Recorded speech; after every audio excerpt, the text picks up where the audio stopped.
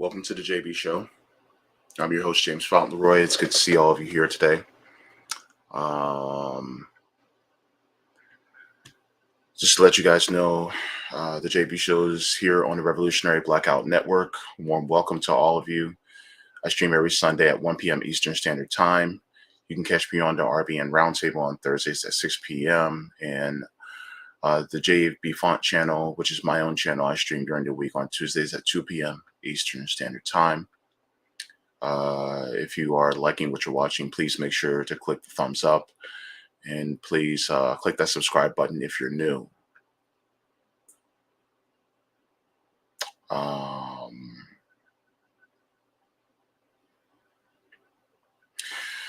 So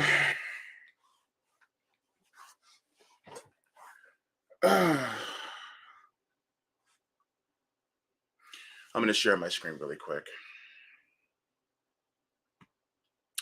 It's good to see everybody inside the chat. I'm just going to get right into the story today because I just want to get into this so that you guys know why I'm pissed off. I'm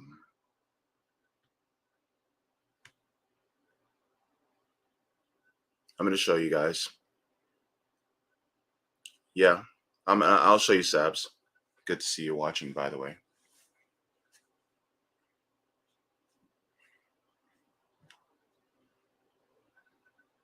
All right. So,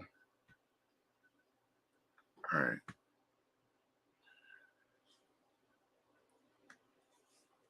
Okay.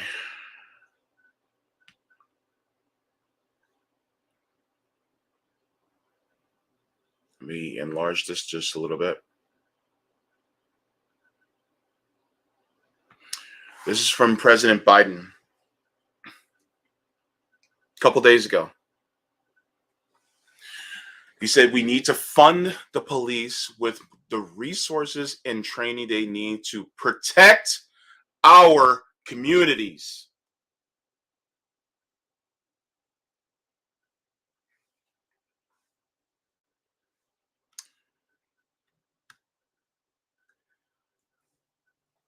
If this is not ironic as fuck,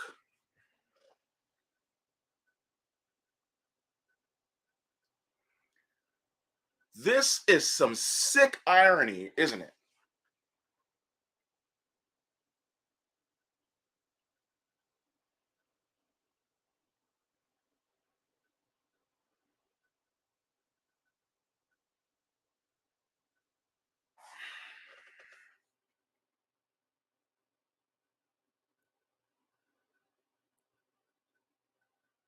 The irony right now of him saying this when we just had a mass shooting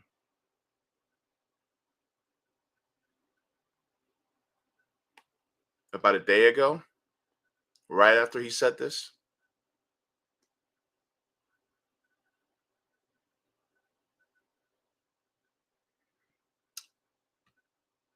He continues, that's why we designed the American Rescue Plan, not only to beat the pandemic, to rebuild our economy, to restore public safety.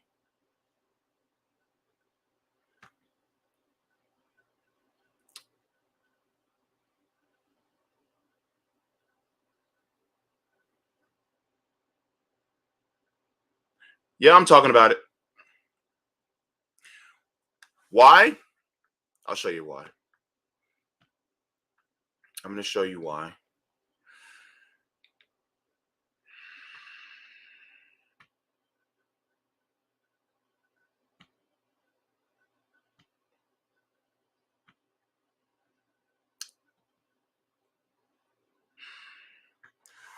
From Reuters, gunman kills 10 in live stream racial attack at supermarket in Buffalo.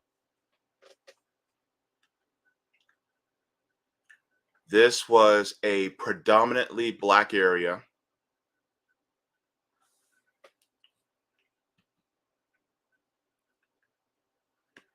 And it says an 18-year-old white gunman shot 10 people to death and wounded three on Saturday at a grocery store in a black neighborhood in upstate New York before surrendering what authorities called an act of racially motivated violent extremism. Authorities said that the suspect, who was armed with an assault-style rifle and appeared to have acted alone, drove the Buffalo from drove from to Buffalo from his home several hours away to launch this afternoon attack that he broadcasted in real time on social media platform Twitch, a live service. He shot 13 people. Mostly were black. Fuck his name. I'm not saying his name. He came from a town about 5,000 people.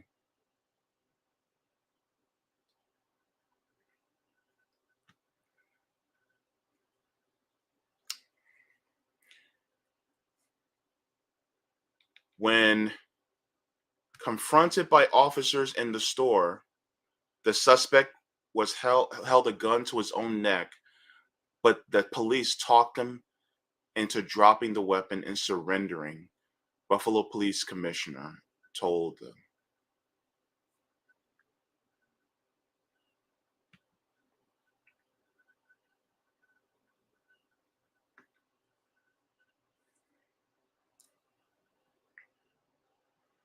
Chanel Harris said that she heard as many as 70 gunshots.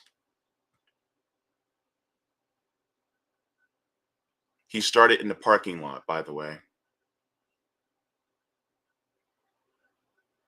Him being eased into a car by his brethren.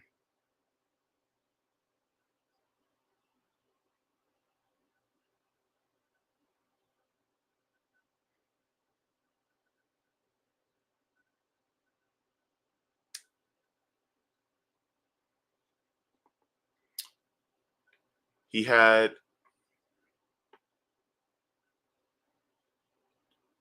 subscribed to what was called the Great Replacement Theory, which is an idea that white people are being replaced by minorities in the United States and other countries.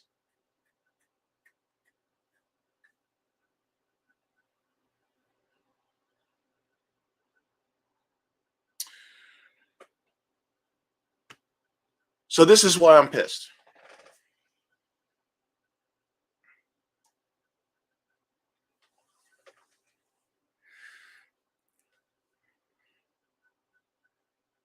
I don't even know if I can get my thoughts together correctly on this one, but um,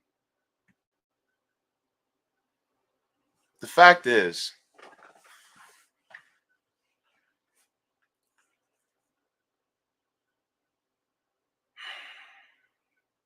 all right. I didn't think I was gonna ask this question, but shit, fuck it, I'm gonna ask it. And this has all my white allies. This question has nothing to do with you. Anybody that's white that is for our liberation, this is not a question that's being asked to you at all. Um, to anyone, who may be offended by this question, I ask you to look within yourself as to why you may feel that way. But here's my question.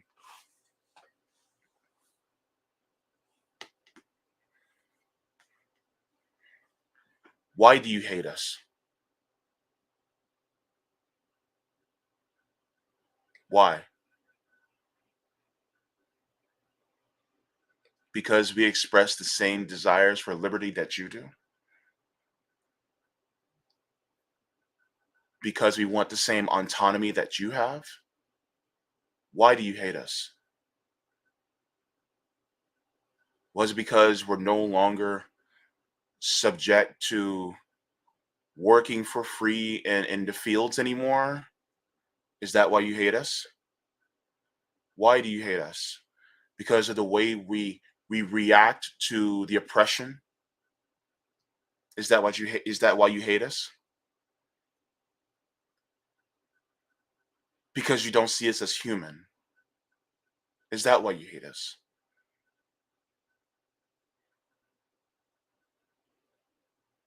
Is it because for some reason the melanin in our skin somehow makes us more violent to you,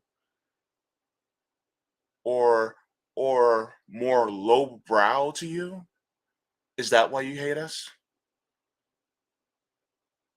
Is this why you go into the police force? Is this why you do this?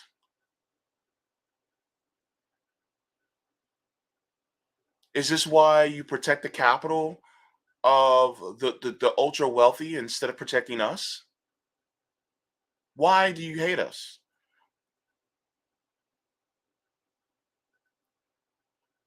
There's this disdain for us.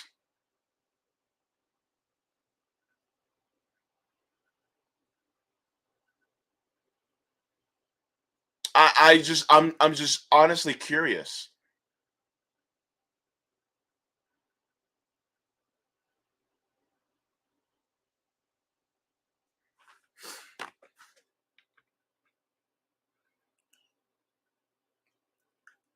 Okay, so the original reason for this stream was because of an article that I found. And the crazy part about it is that it actually leads in conjunction with this latest story, this latest massacre of 13 people in upstate New York.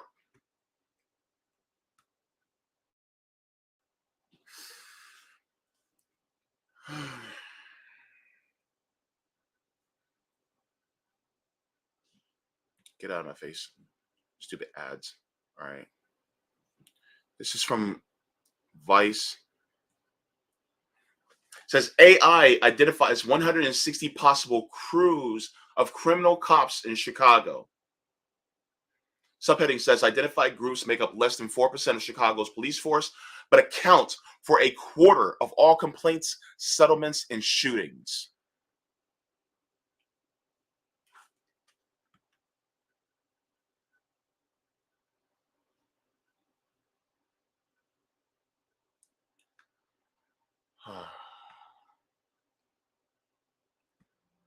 It goes on to say a new study has used machine learning to identify over 100 possible crews of officers in the Chicago Police Department responsible for a disproportionate share of police misconduct and violence.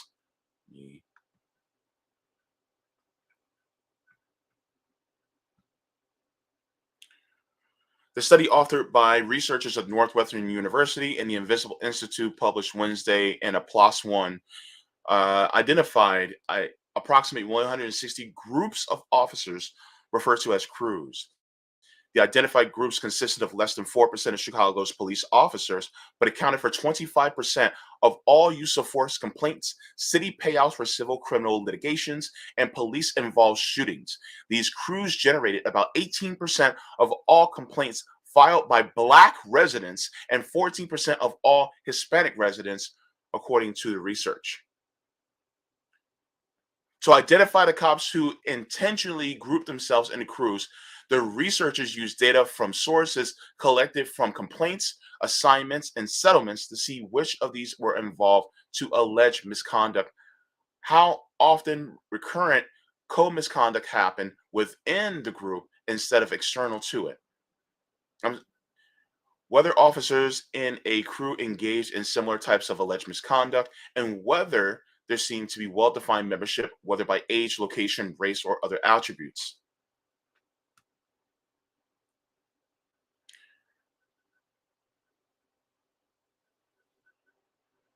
This is an important point. Explanations for police misconduct often center on narrow notion of problem officers, quote unquote, the proverbial bad apples.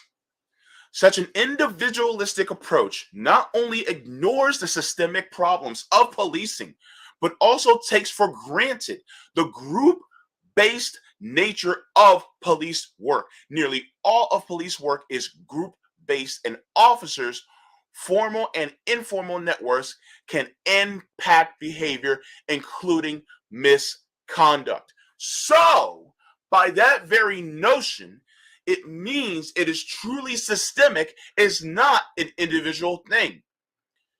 And the whole notion of people calling police bad apples also lends credence to saying that it's just one person and that's all. We shouldn't have to worry about it. When in all actuality, the actual real true term, the actual phrase is a bad apple spoils the whole bunch, meaning that it's not just one bad apple, is that mean it's been spoiled for decades, which means that the police is self as an institution is rotten to the core because it is riddled with white supremacy. And because of that, this is one of the reasons why you see a lot of times these mass shooters who are typically white males, typically end up being basically treated very well by police. Is it because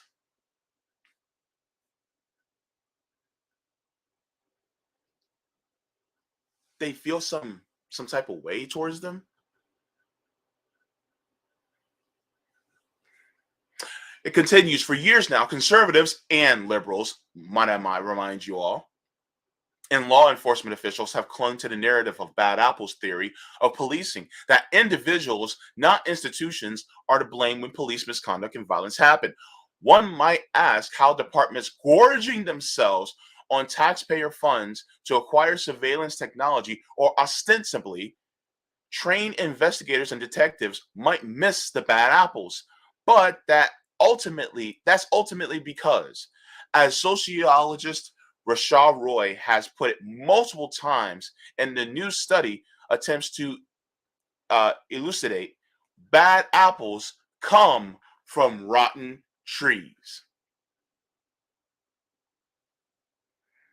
Meaning the system is rotten.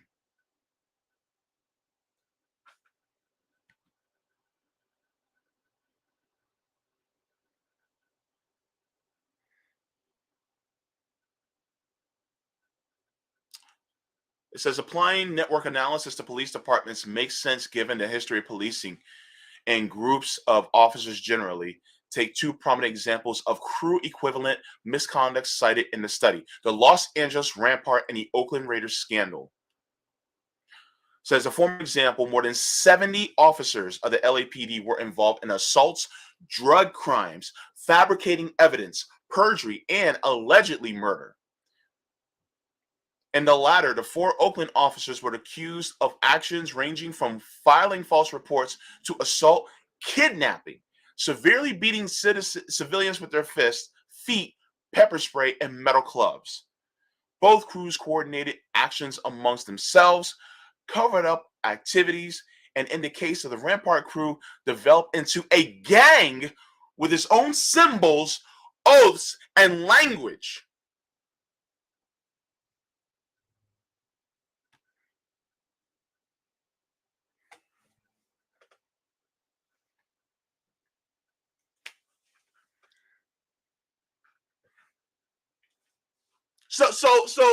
So when we talk about defund the police, right?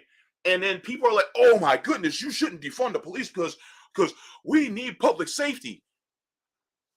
Whose safety? Whose safety? Certainly not my safety. Just ask people in upstate New York. Certainly not their safety. Because look, look at how they treated the mass shooter. Dude can go into a backyard with a phone, and then police shoot him on sight. Black man. Dude gets caught in broad daylight, with an assault rifle, wearing wearing bullet wearing armor, and dressed like a soldier, shooting people.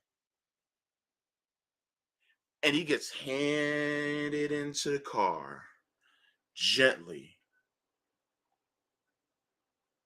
like he's a victim,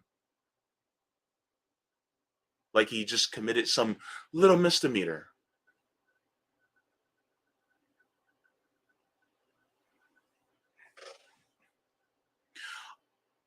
A kid could be running away from the police, unarmed. He gets shot and killed, dead. Because they saw him as a threat. You don't want to know why they saw him? They saw him as a threat because of this. Because of this. And it's always this. It's always that. Every single time.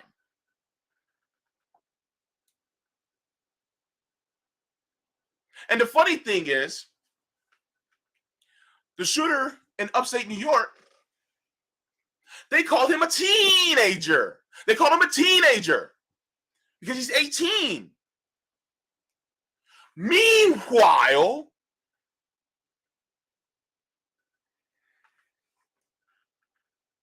Tamir Rice was called a man and he was only 12. Every single time they look like this, every single time they have this collar, they're always aged up. They're always made, oh, well, they're 60. Oh, no, they're a man. But if it lightens up, that lack of that melanin, somehow, oh, they're just a boy. They don't know no better. Boys will be boys.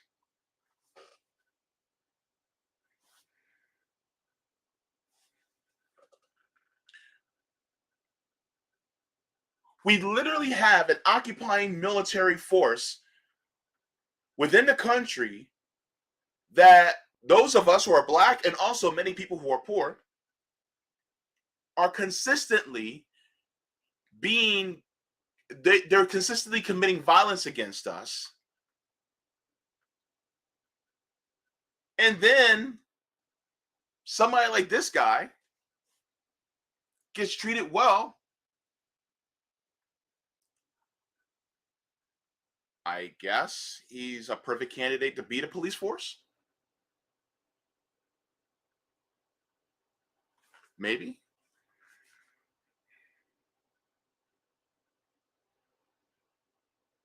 Never mind that police only solve 2% of crimes. That means 98% of crimes do not get solved by police. What are they there for? What are they there for? What do we need them for? Black people. All right, black people who are either watching this now live or watching this on the rewatch. I want y'all to comment below. When have police actually came through for you? Poor people too. Poor people in the chat. I want y'all to let me know. When have police ever came through for you? Have exacted justice for you? Have done the right thing for you? And I'm not talking about them treating you well at a traffic stop. That's not what I'm talking about. I'm not talking about you know, them being security at some event. When something legitimately bad happened to you, how were they with you? How were they?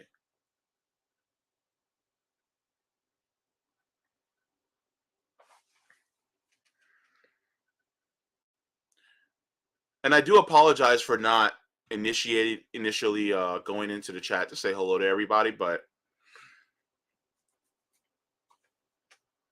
this is just something that is very serious, and it put me in a very serious mind.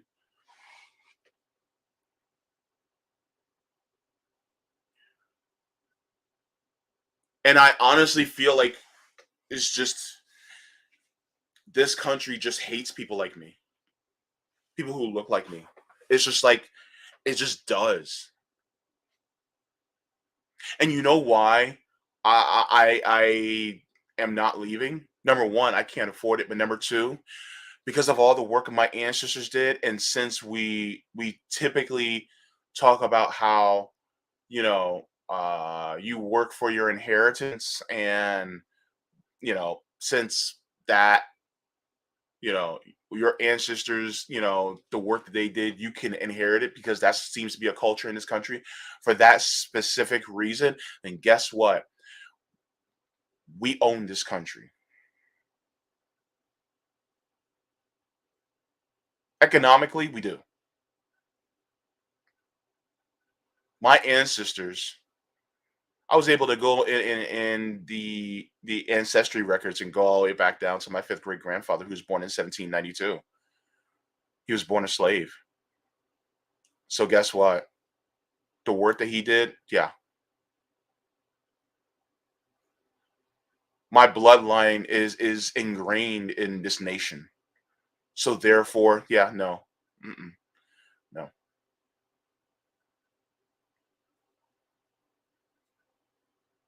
It's I'm part of a stolen people that's on stolen land,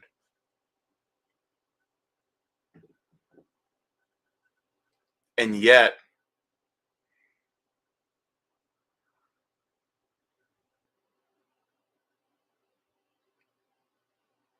we try to make things equal, and they hate it. This really goes back to the entire notion, the entire phrase, "To the privileged, equality feels like oppression,"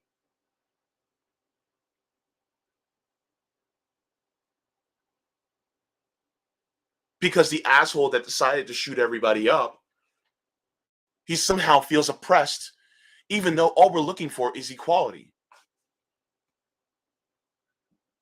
My question to him is, how would he feel if instead of looking for equality, we were seeking revenge? If we switched it up on him, then what?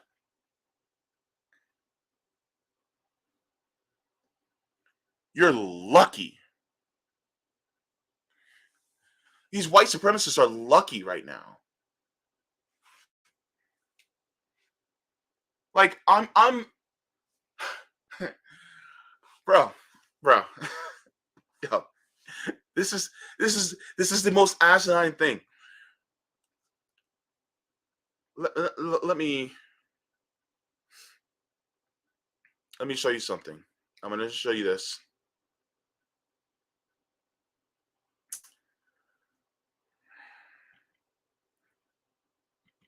If my computer works more better. You see,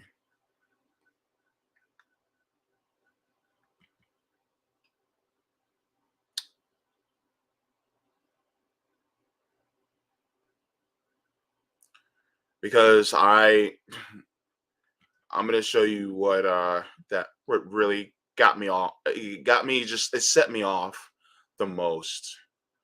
Um,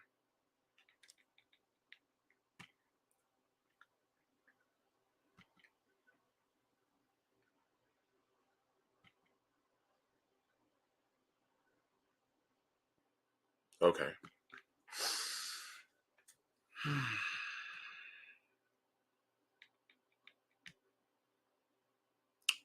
Let me enlarge this.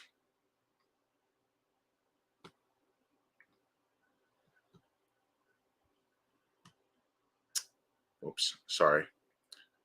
All right.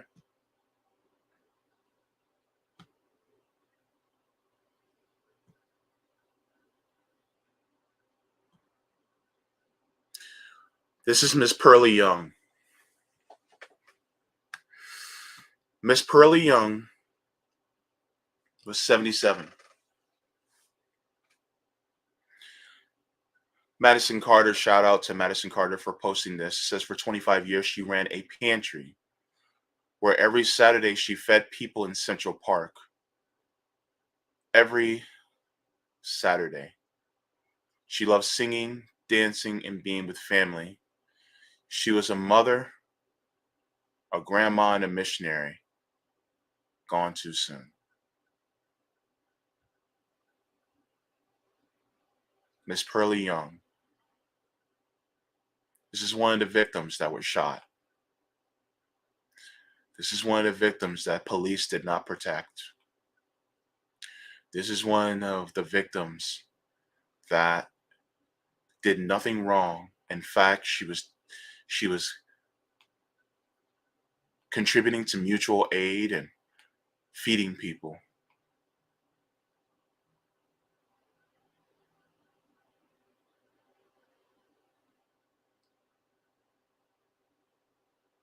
Probably shopping to feed people at that very day.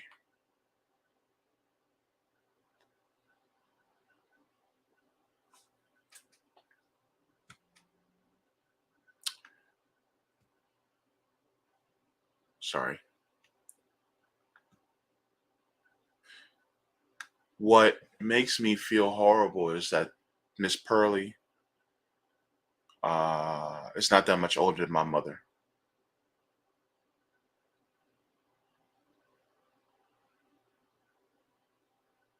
I just I just feel honestly like,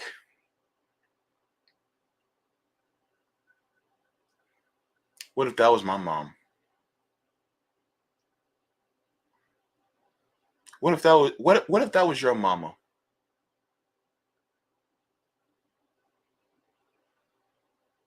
She doesn't go to many places. She goes to pay her bills, goes to church, goes to see the grandkids, goes to the grocery store,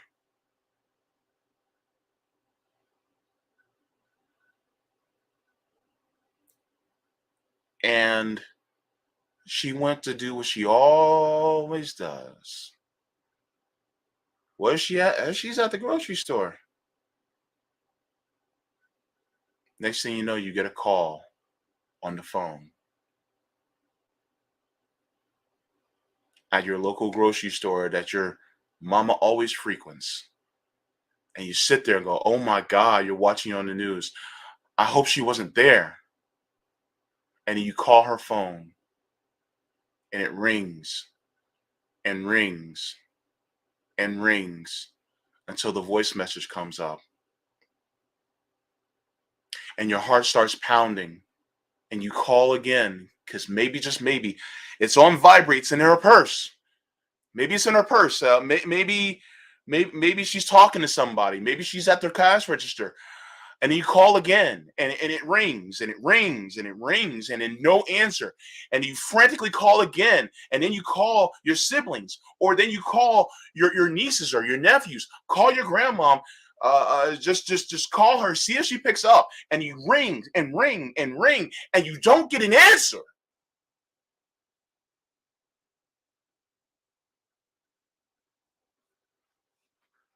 And then a police officer knocks at your door, and your heart sinks into your chest. Your heart sinks into your stomach. And they say the words that you fear most,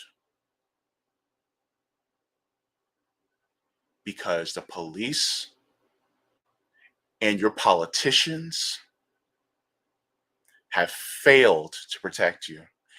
And truth be told, they never wanted to.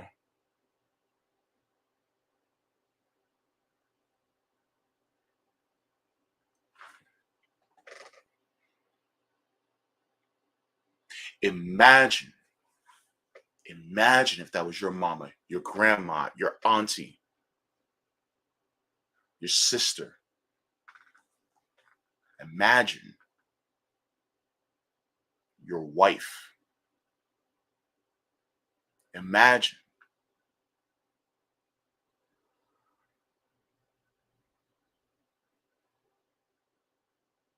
Do you really, do you really wonder why there's a lot of us that are now abolitionists? Because maybe, just maybe, if we had community policing from those of us in our own community, instead of the police that we have that protect Capitol, maybe, just maybe, she might still be alive. Maybe.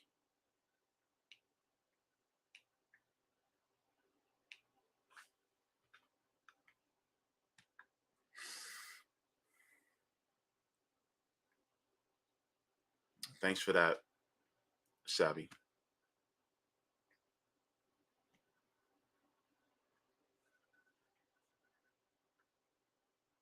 The same guy that said, "Oh, we're going to put more police. We're going to fund the police more." How's that going? How's that working out?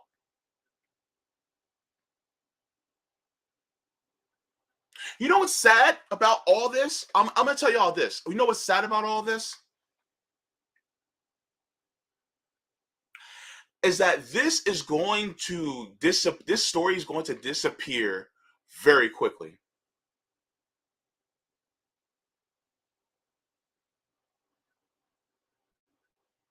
Because it's predominantly black area. That's what's going to happen.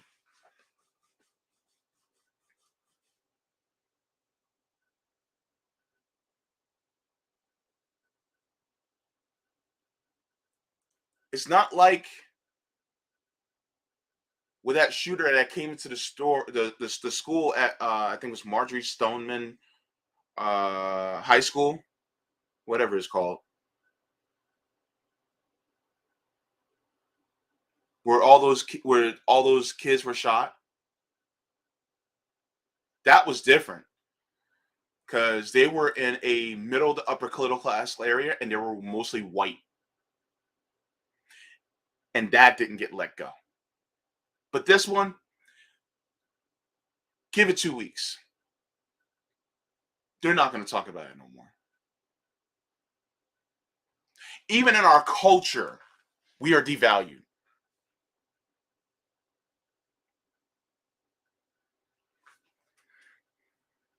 Like, really.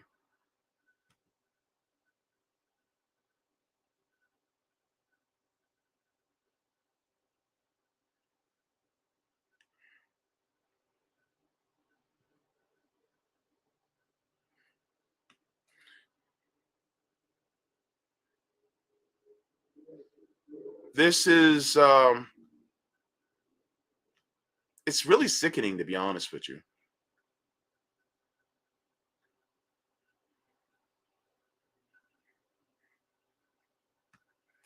D Schultz, we ain't got time for you right now.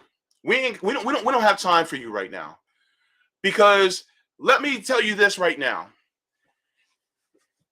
If your community is constantly being held back by redlining, if we are only 13% of the population, but 40% of the homelessness in this country, if we're constantly being targeted by police, if we are constantly being discriminated against, whether it's in our jobs or whether how we wear our hair, let me tell you something, all right? It is not some imaginary oppression. Wake the fuck up. Wake up.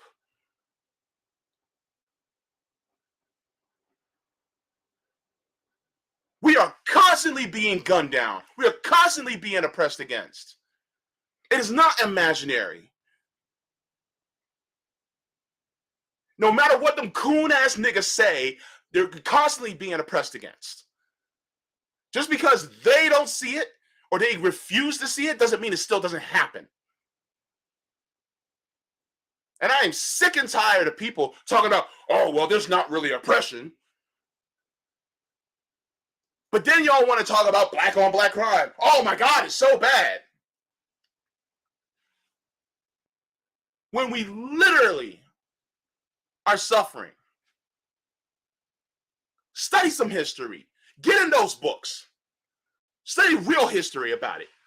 Maybe look into a little critical race theory and then come back to me when you find out the truth and then you're ready to apologize. Fuck out of here, man. I'm not dealing with this shit. I'm not dealing with it.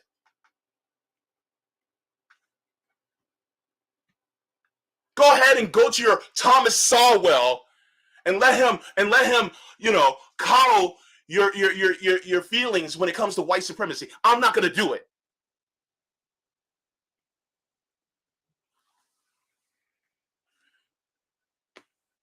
Take a bunch of fucking seats. Because you're not going to come in this space and start talking about, oh, well, you guys aren't really oppressed. Why the I'm about to get me a ban on this app.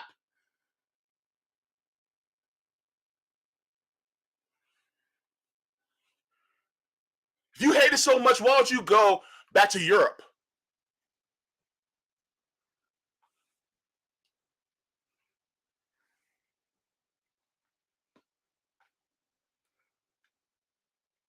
Get that white supremacist thinking out of your head, man. That's what that is.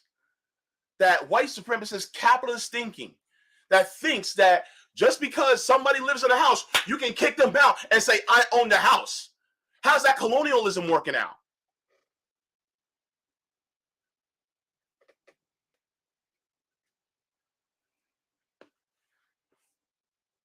I usually don't get like this. I usually don't.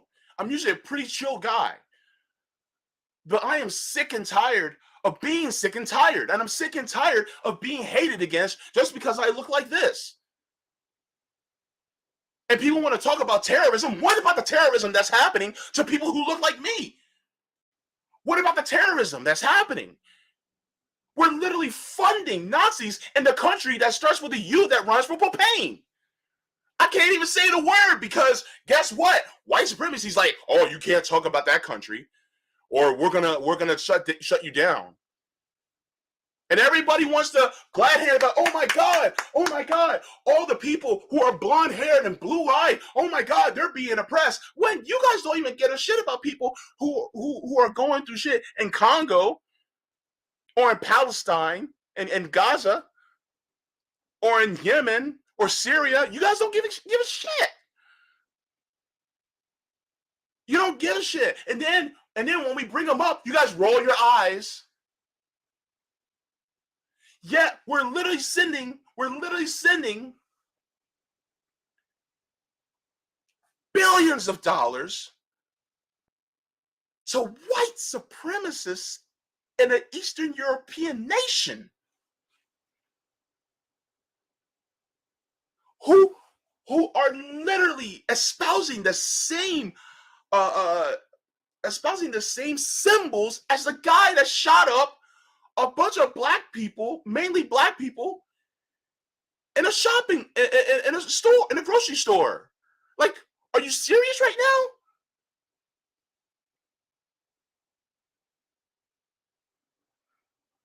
now? We're not being oppressed. More Haitians, more black immigrants have been deported by Joe Biden and the last 3 presidents combined. You mean to tell me we're not being oppressed? I'm sorry. Somebody study Jim Crow. Somebody study the Tulsa Race Massacre. Somebody study about how Central Park was actually a black neighborhood, and then they kicked all the black people out and made Central Park. They killed them. Please, somebody tell me about how they literally bombed a neighborhood in Philly that was an all-black neighborhood. Somebody come and tell me about Rosewood. Somebody tell me about the Ocoee massacre that happened just because black people tried to vote.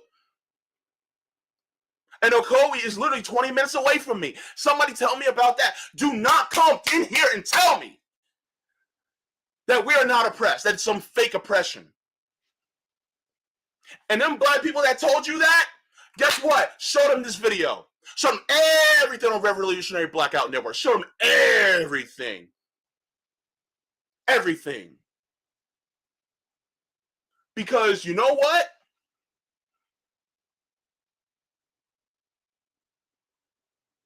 They're no different than a Holocaust denier. No different. No different. I see no difference.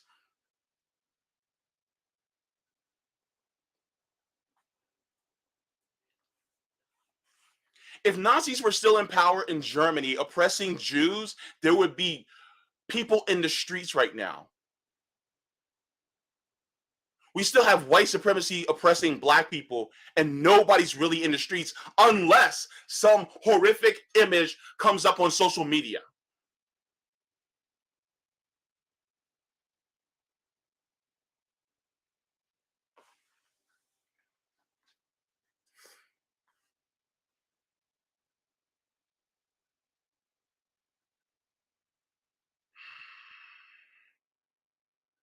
I'm sick and tired, man. I'm tired of it, man.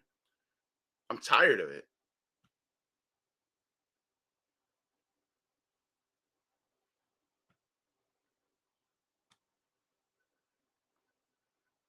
Y'all getting a different JB today. I'm sorry, but y'all getting a different one.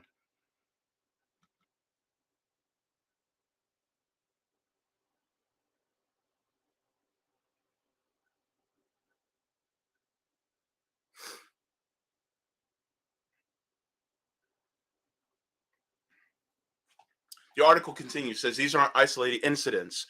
Reporter Cerise Castle has documented similar activity in worse in Los Angeles in part of her magistral 15-part investigative series into Los Angeles County Sheriff's Department and its deputy gangs. For the past 50 years, according to Castle's reporting, at least 18 gangs have terrorized communities of color in the county, killed at least 19 people, all of whom were men of color. Fuck out of here. Are responsible for disproportionate misconduct and violence and have cost the county just over $100 million in litigate over the past 3 decades. 3 decades. Police misconduct has a long history in Chicago, which Thursday's study focused on. The city's police department is the second largest in the country. 14,000 officers and civilian personnel, enjoys a budget exceeding $1.7 billion,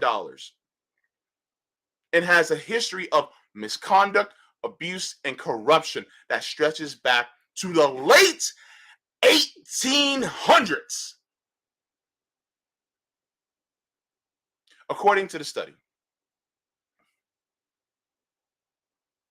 the team of researchers also highlight how Chicago police helped assassinate the 21-year-old Black Panther chairman, Fred Hampton Sr., were enthusiastically involved in COINTELPRO, regularly engaged in illegal and unconstitutional surveillance, and enjoyed a lack of effective oversight and accountability.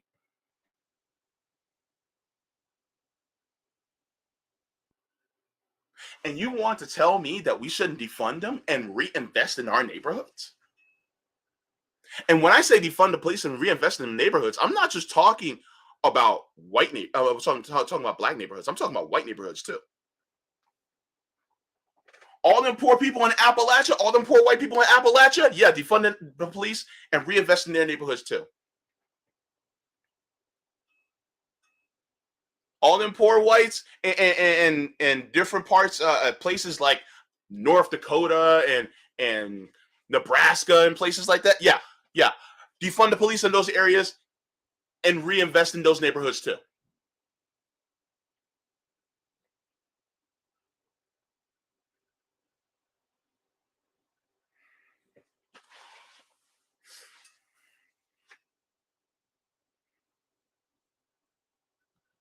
And yes, I am very passionate about this. You want to know why? How would you feel if you were being targeted all the time? How would you feel?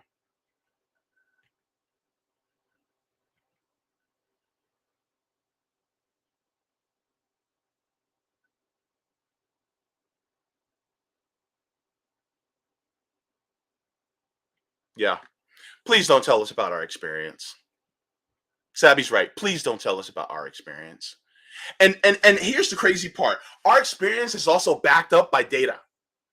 Please don't tell us about our experience and the data that we cite regarding our experience that actually solidifies it.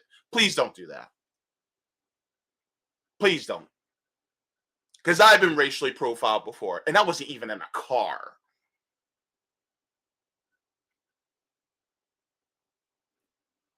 Me and my brothers have been victims of police.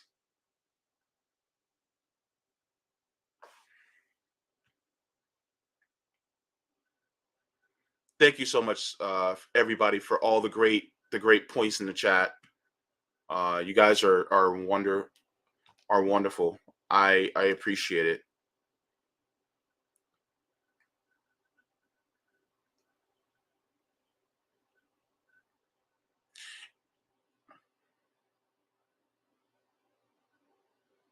True Sarong, say it louder for the people in the back. How about all those black mothers dying when their doctors won't listen to their concerns?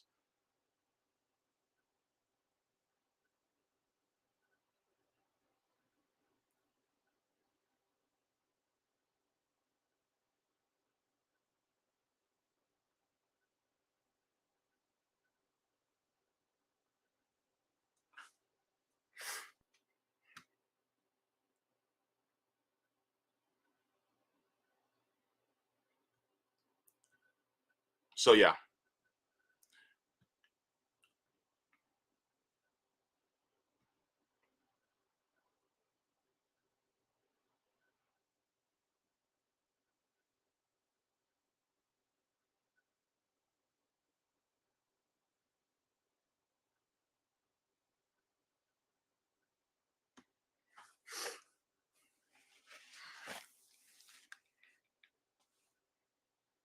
as tempting as it may be, the latest issues at the feet at individual officers. 17% of Chicago PD officers generate 50% of all complaints, according to the study, or officers that happen to share misconduct allegations due to working together. The research argued that it is organized groups of officers who have always coordinated, engaged in, and covered up misconduct and violence. It continues, given the group and partner oriented nature of policing in Chicago, one of our foundational analytic tasks is to differentiate group misconduct that is a part of organizational structure and police to officers who receive complaint merely as a function of working together from those instances of more intentional crews.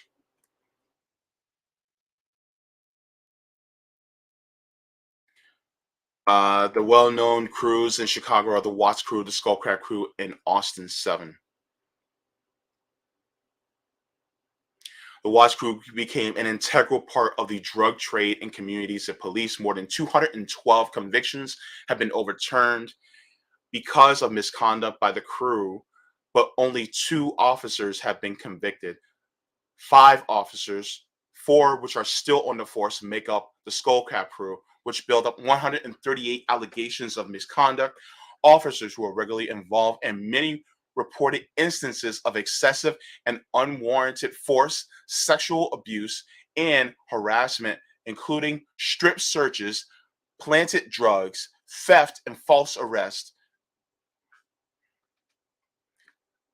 The Austin 7 crew was a group of 7 officers involved in cases of robbery, extortion, and drug dealing that worked with local gang members to commit violent crimes. All 7 were arrested and charged in 95.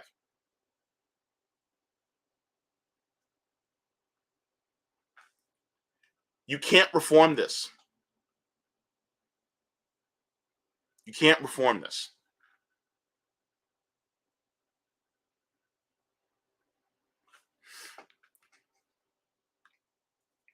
Actually, I'm gonna read this right here.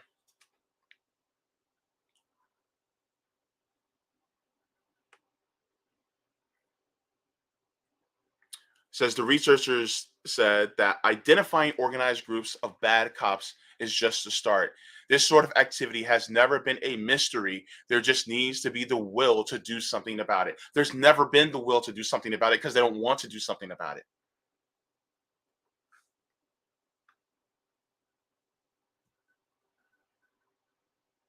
The analysis presented here demonstrates the possibility of systemically using data to identify networks with the police. See, here's the thing. They're literally using artificial intelligence to identify this.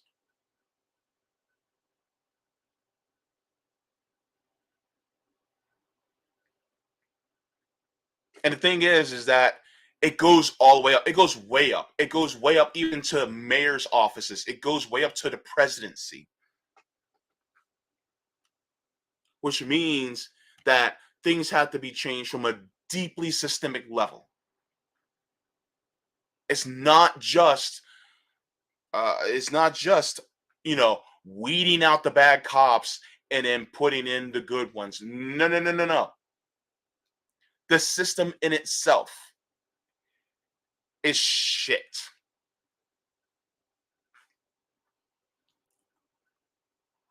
It is.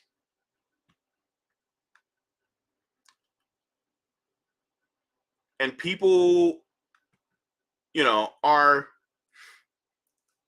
going like, who's going to protect us? Certainly not the police, because they only solve 2% of crime. They haven't been protecting you.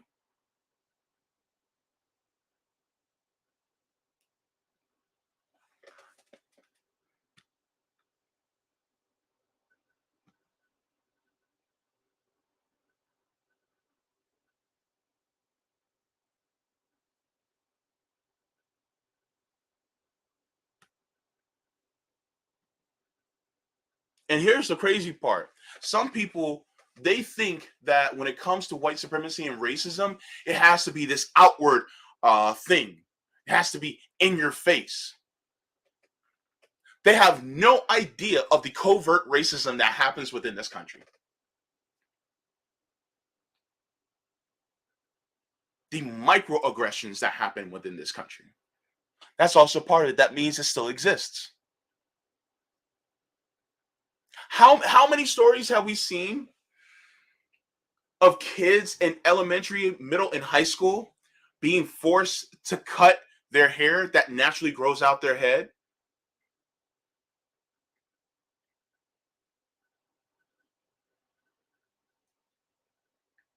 How many times have been seeing the influx of black people who are in prison?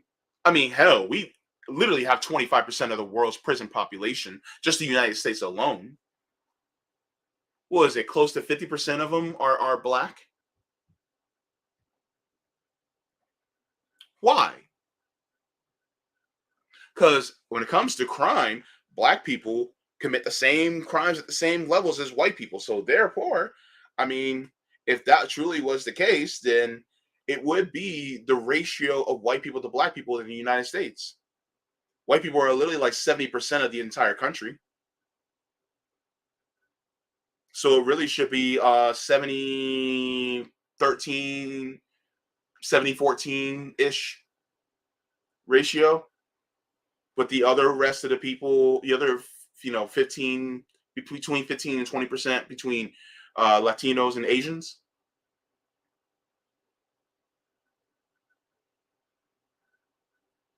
But it's not. It's not. Why?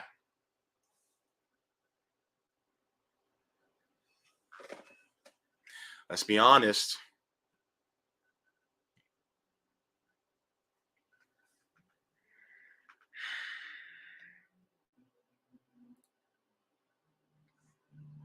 They know that they can go up against us in covert ways. It's the overt ways that cause the outrage. It's the covert ways that people saw, which made them go out into the streets. But they don't want that to ever happen again. They don't want people who are our allies or white people who are sympathetic to when we get hurt. They don't want you to see what happens to us in a visceral way. So guess what? They do these things undercover. They do these things undercover so that you will justify in your mind and say, well, they did this bad thing, they did that bad thing, so they didn't comply with the police officers. So, we should give the police a benefit of the doubt. We should give the authorities the benefit of the doubt, even though a lot of the laws that are put in place or a lot of the police that are there are pretty much involved within the white supremacist system. And don't get me started. And do not tell me, oh, well, there are police of color, there are black police officers out there. No, no, no, no. When a black person becomes a police officer, they're no longer black, they're blue. Because the way they start treating you is no different than the white ones. It's no different than any other ones.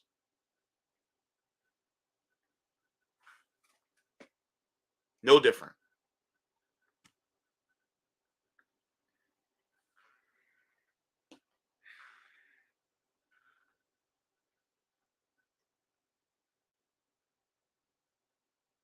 And you don't get to come in here and tell us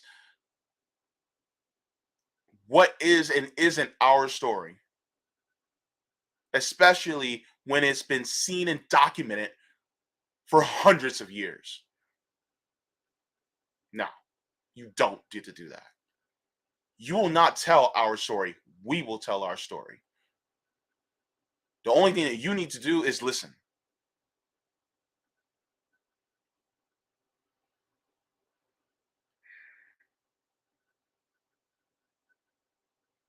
And yes, there are white people that got caught in the crossfire. Definitely. Definitely. Which is why we want to change this entire system so that we are no longer the targets, and there are a lot of and white people are no longer caught in the crossfire of it, especially poor white people.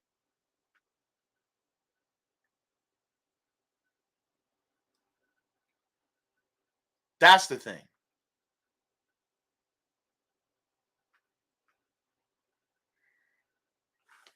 I was going to share something else. I can't remember. I'm just too pissed off.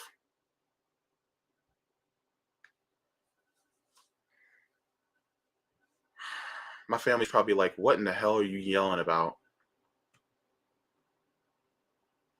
But it's crazy. And thank you to Randy O'Neill and Rockfin. Thank you so much. I really appreciate it.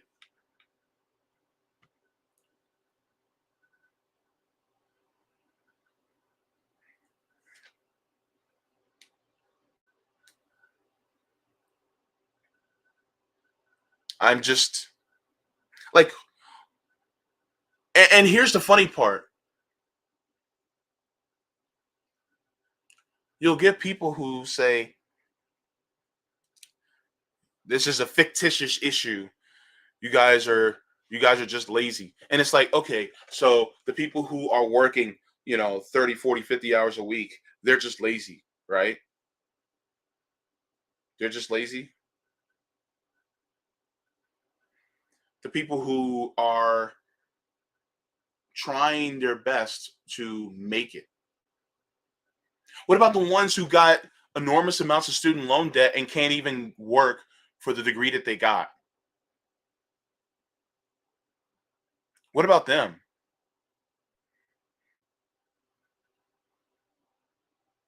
Did they just not work hard?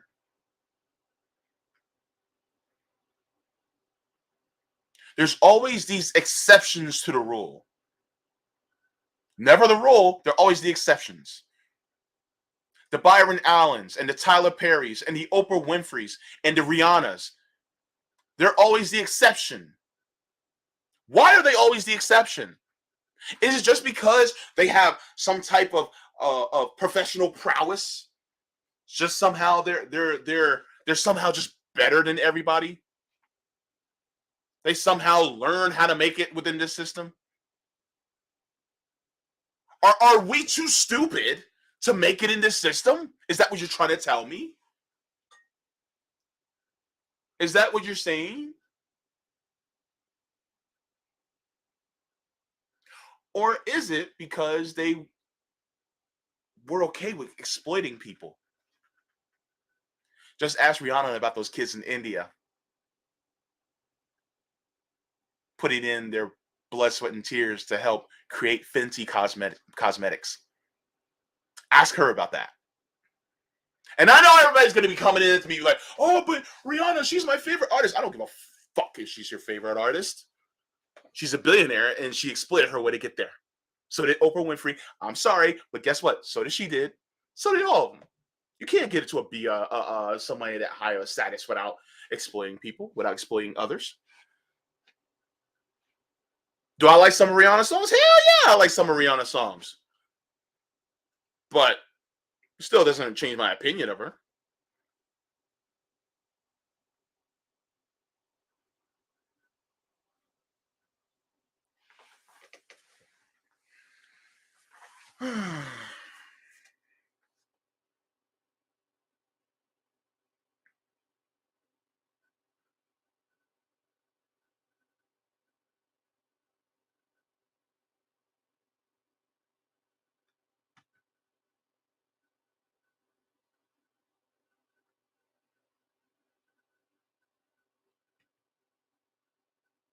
Yeah.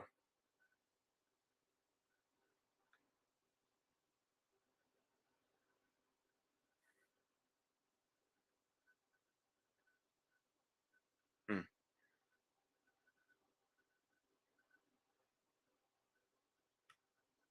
So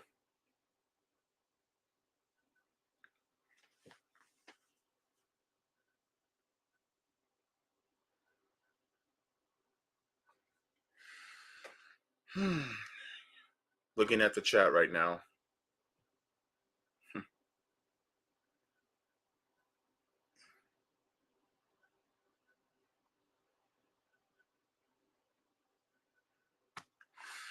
You know what?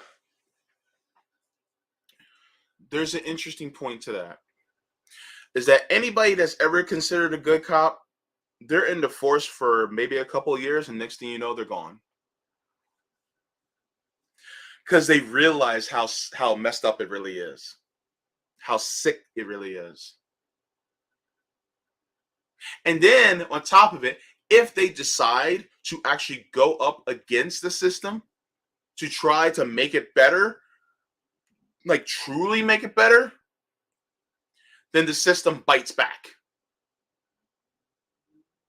And then they get threatened with arrest. And they're threatened, by police.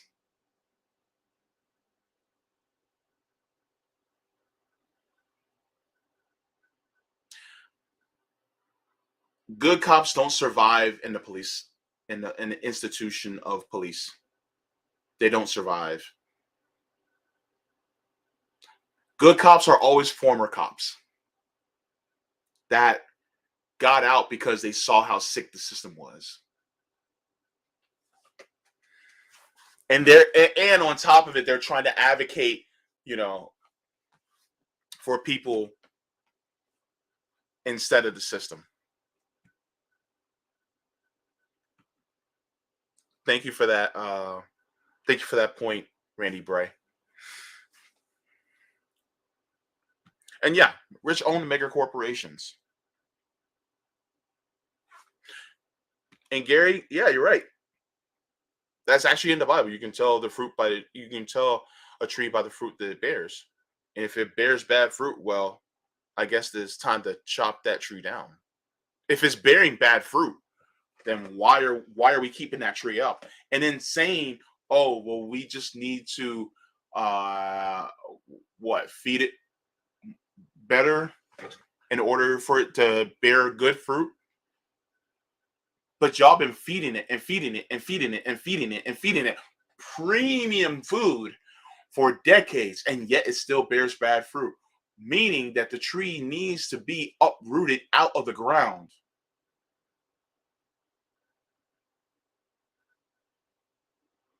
How many times are we going to keep this vicious cycle up until we realize that we just need to get rid of it? But here's the crazy part. They don't want to get rid of it because it's bearing the fruit that they want it to. The bad fruit that is being born, they want that fruit to continue because it helps them. By them, I mean the wealthy, the rich. I'm even talking about the PMC, the professional managerial class that lives in the really nice suburbs out there that the police barely ever go into. Because for some odd reason, they are very comfortable and they're like, you know what? We like the police because they protect us. Yeah, they protect you, but they don't protect me.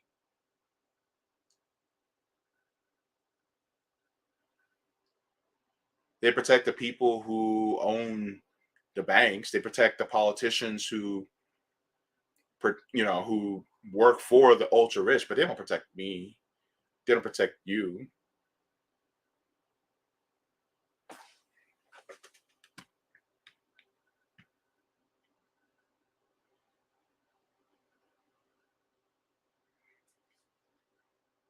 Hmm.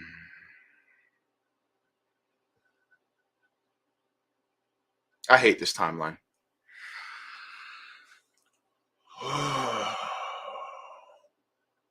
But you know what?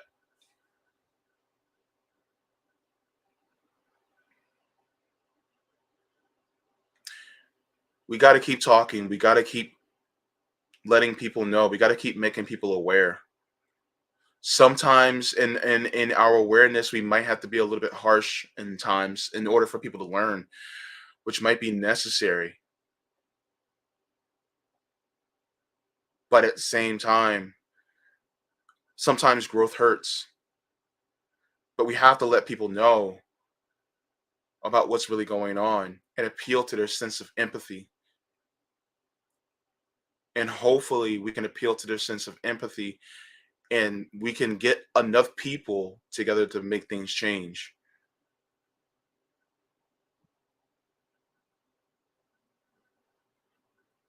The problem is we're being throttled against. If you guys haven't liked the stream, then please make sure to like it. And if you're not subscribed, then please make sure to subscribe. But in order to get this word out, we have to we have to do this. We have to come together. And especially in a class analysis way, we have to come together because the thing is that they're going to destroy us all. They're going to destroy us all. Either that or they're going to subject us to, even worse slavery than we're already in right now because the wage slavery that we're experiencing now is nothing. They are really trying to put the hammer down on all of us.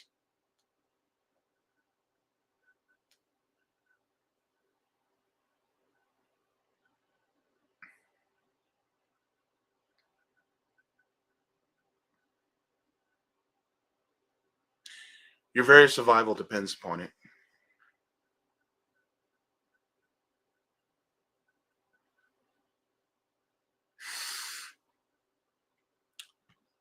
Thank you for this. Empathy is key to being a real human. If you don't have it, you're nothing but a robot. I see a lot of robots in this country. A lot of them are involved in different levels of government and bureaucracies.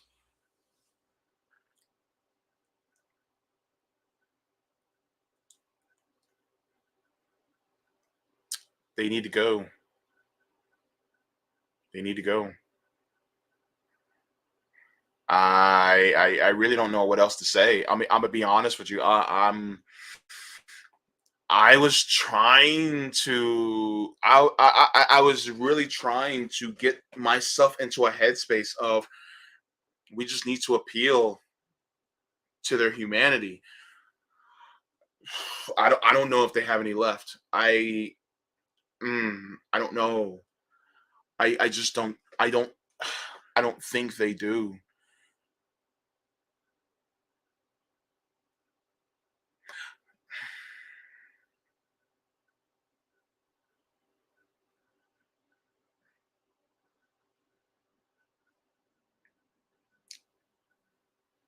I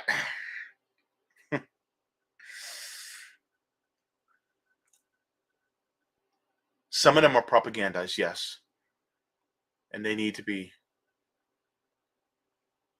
taken out of that brainwashing, yes. but I'm thoroughly convinced that some,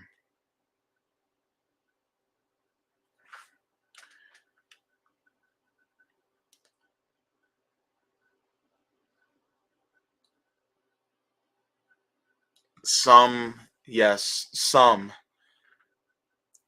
there are there are many. I don't know, sis.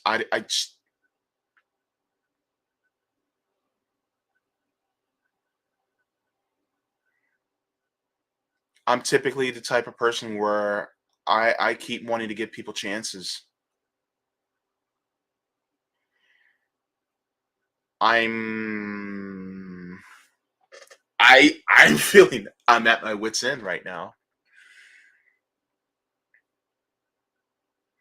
I'm starting to feel like there's only really one solution, and I can't even voice it on YouTube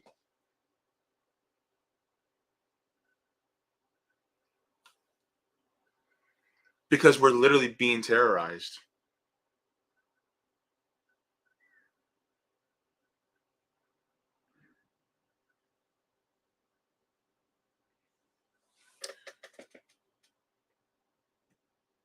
And if all they respect is power and force, then what would that answer be?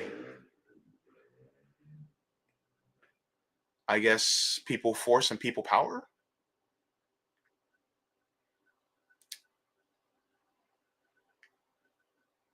I mean, you make a great point. It's just, yeah. And you're right, within reason, definitely.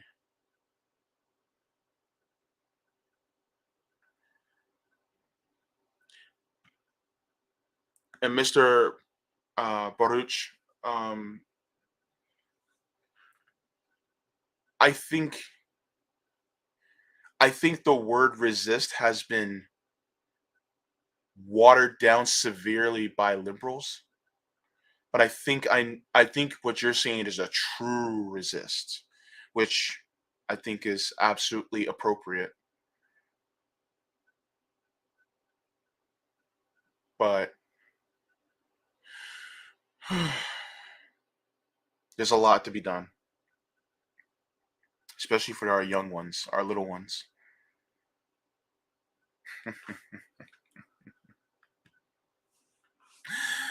Wife says hammer and sickles. Building materials, right? Building. That's what we are. We're builders. We're, you know, savvy. Liberals won't even resist a coffee shop. Oh my goodness. In fact, they don't even want a coffee shop to truly unionize, especially if they're super rich, because they don't want the power to be in the hands of the workers.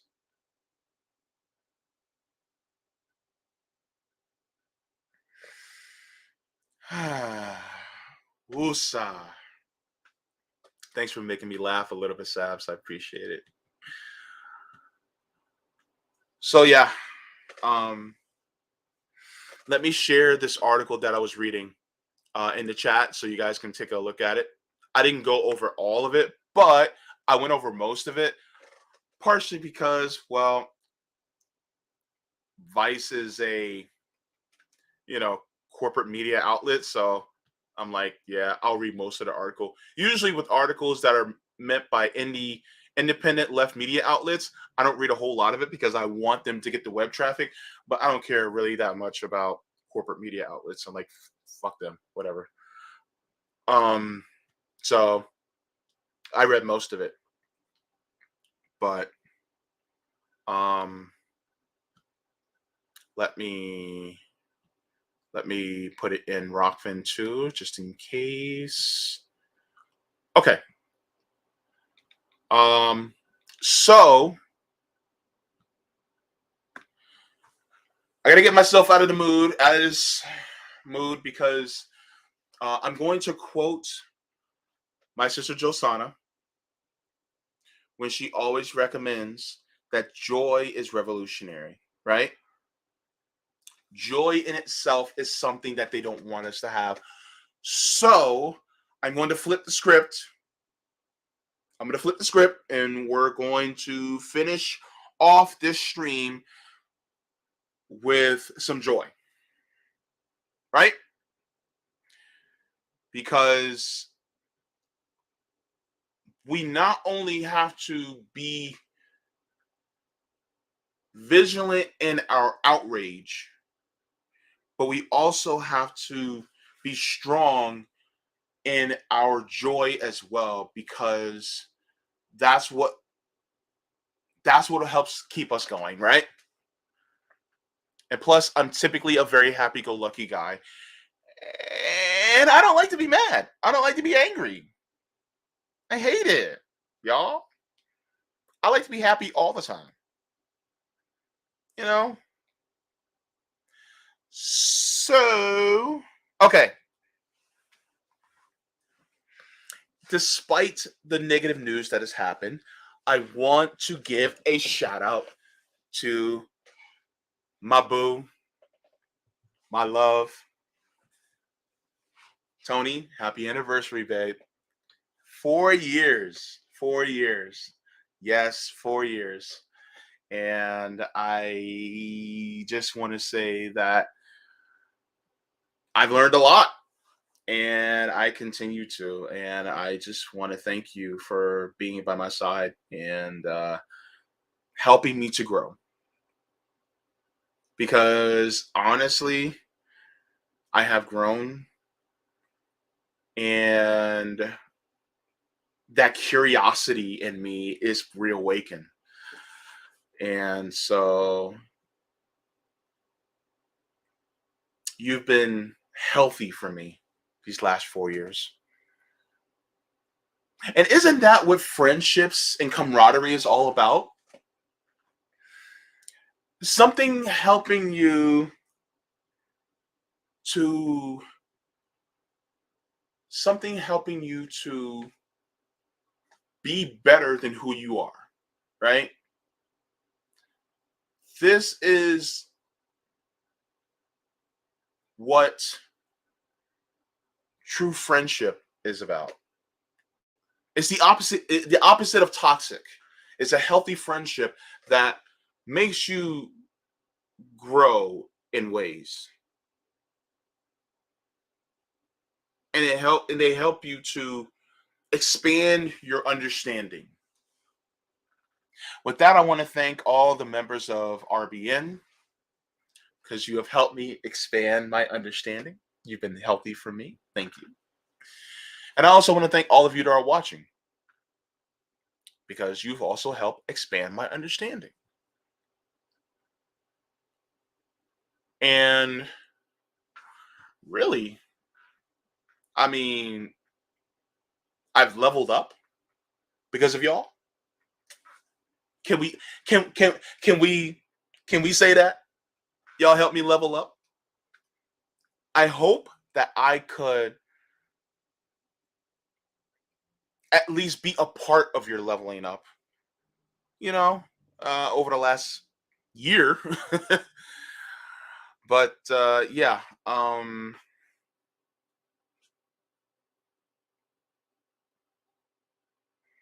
still have a lot to do, but there's a lot to go. And you guys are so kind. You, yes, you. And you, and you, and you, and you, and you.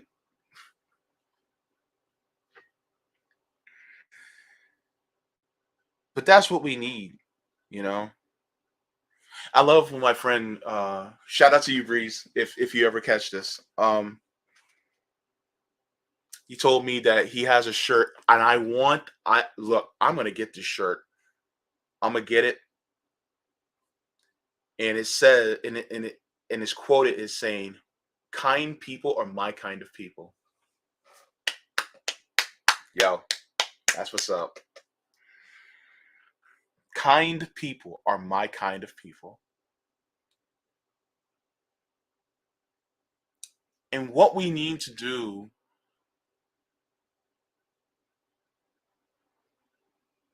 is to show it. Sometimes kindness means protecting others from harm's way.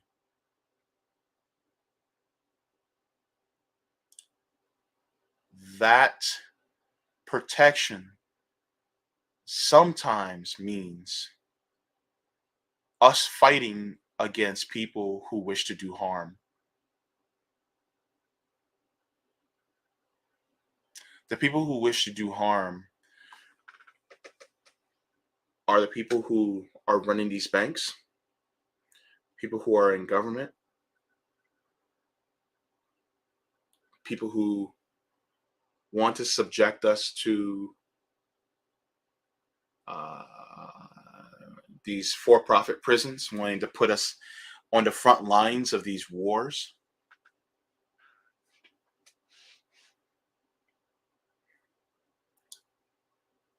Kindness sometimes means protecting others out of harm's way, including the ones who you're trying to trash and destroy the planet.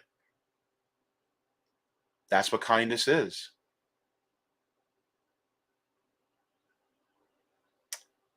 Always say leave the world better than you found it, because when a lot of us have discovered how this world really works, we found it to be very disgusting and very dilapidated and in sore straits. And we got to a point where there's a we see the demise of humanity ahead. So because of that, a lot of us have gotten the resolve that we just need to protect, those who may be weaker or maybe more disenfranchised. And we can do that in many different ways. It's not just one way. So keep talking, keep communicating with others, keep teaching, keep proving to be the example that you can be.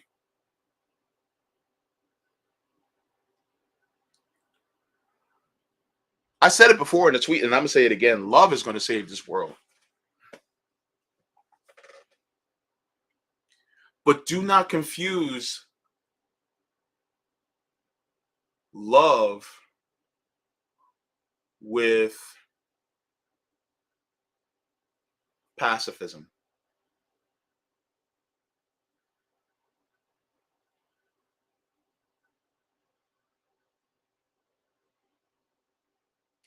Do not confuse love with pacifism, because love is also a protective force.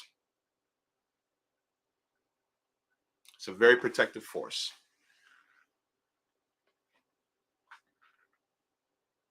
Yes, Wary Fairy, or complacency. Yes. Yes. Thank you. So, because of that, keep fighting, even intellectually, against these forces that would subject us to oppression. So,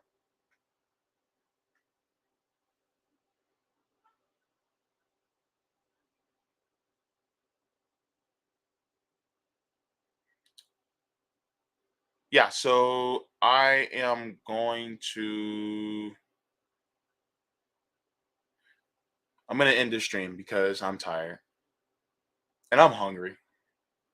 But uh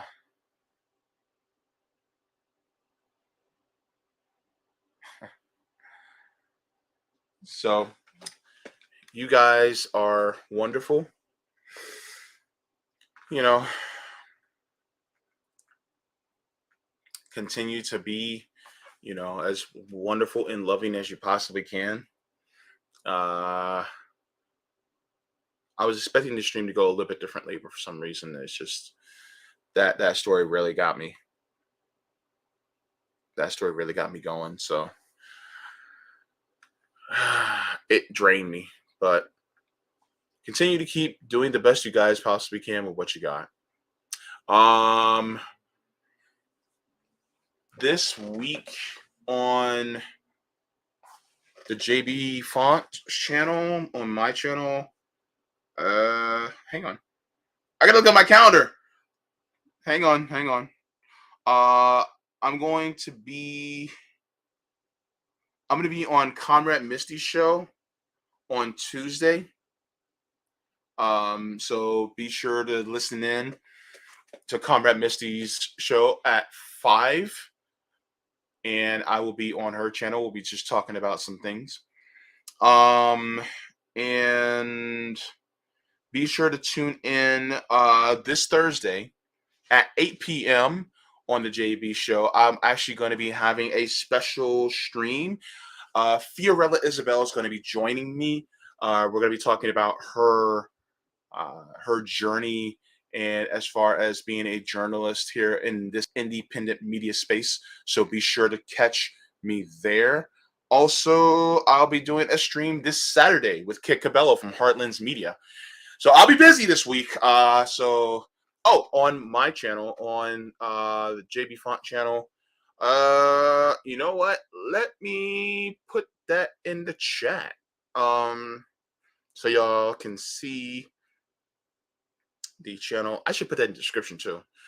Hold up, wait a minute. Let me put some James in it. Okay. My channel. All right. Jaybefaunt Channel. Jaybefaunt Channel. Jaybefaunt Channel. All right.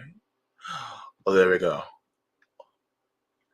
Oh my god. Oh my god. All right. And I'll put it in there. Rockfin 2. Rockfin 2. Okay. But yeah, so I'm going to be a little busy this week, and I'm going to try to do my regular stream on Tuesday at 2 p.m. Eastern Standard Time. I'll be talking about the news and stuff like that. But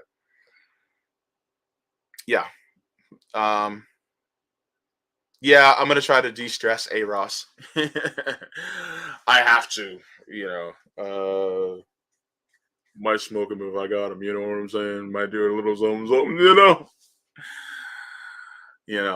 But so be sure to also make sure to like. All right. I can see y'all. I know who clicks like and who doesn't. No, I'm just kidding. I don't. But please, pretty please with sugar on top. All right. Thank you so much, everybody. Oh, and leave the world better than you found it. Water your plants, water yourselves, smoke them if you got them.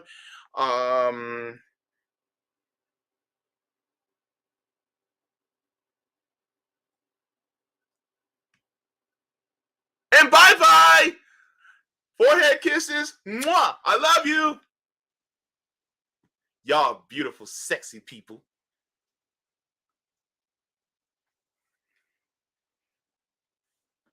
All compassionate and whatnot. Look at y'all, sexy people saying goodbye and peace and love. I see you. Go ahead. Go get something to eat, y'all.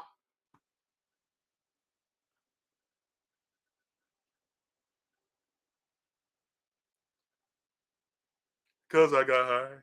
Cause I got high. Cause I got high. Da da da da da da da.